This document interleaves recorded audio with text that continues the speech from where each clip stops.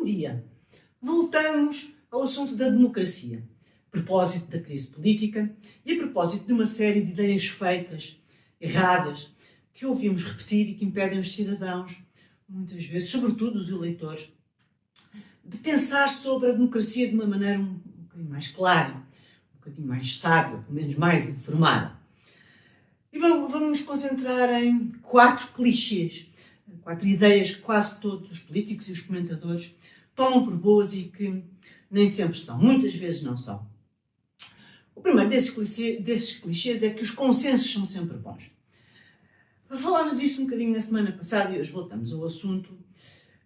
Os consensos, os entendimentos, nem sempre são bons, ou nem todos são bons. Porque uma coisa é fazer um entendimento para governar, com ou sem uma aliança pré-eleitoral, mas uma aliança clara para governar, com 2 ou mais partidos no governo, preferência no governo. Esses entendimentos são bons porque permitem formação de maiorias, dão estabilidade e responsabilizam os partidos. Por isso é que é bom que os partidos que formam essa aliança estejam no governo. Outra coisa são os consensos ou os entendimentos entre o governo e a oposição.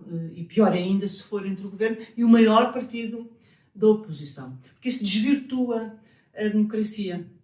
A democracia prevê que haja um partido que governa, ou que haja quem governe, e prevê um papel importantíssimo para a oposição, que é limitar o poder executivo.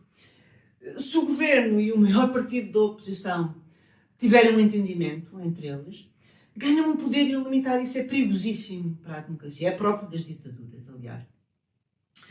Convém até que haja uma certa acrimónia entre os partidos que governam e os partidos da oposição. Porque em democracia o único consenso que há saudável entre todos os partidos é a Constituição da República Portuguesa.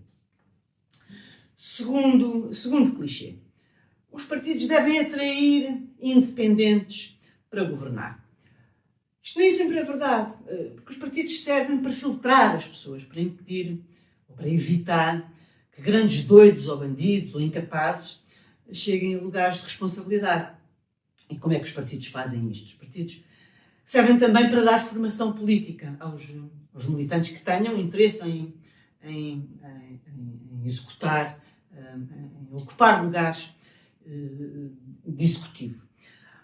E começam pelos lugares de menos responsabilidade, nas juntas de freguesia, depois passam para as câmaras, etc. Vão subindo até aos lugares nacionais, seja no governo, seja como assessores ou como deputados à Assembleia da República.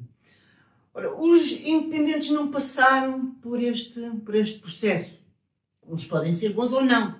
Eles podem até ser bons na profissão deles, mas não têm nem instrução política, nem têm experiência política.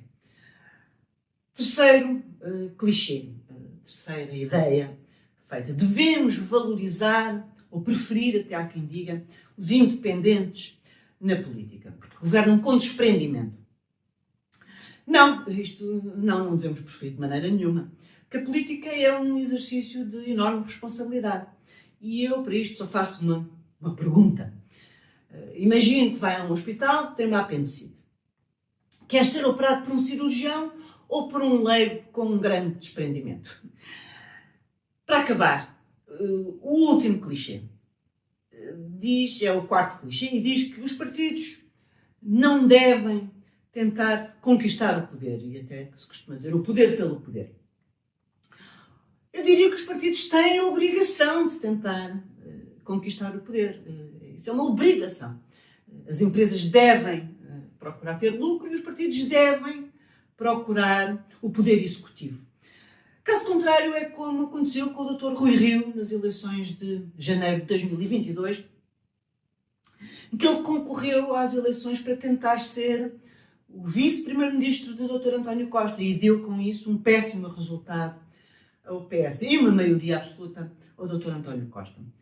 Os eleitores perceberam que ele não era uma alternativa ao Partido Socialista e perceberam outra coisa ainda mais importante, é que ele não podia dar uma consequência às conversas que teve com os eleitores durante a campanha. Portanto, obter o poder executivo. É a única maneira dos partidos poderem cumprir as promessas eleitorais. O ponto é este. Por hoje ficamos por aqui. Obrigado e até ao próximo domingo.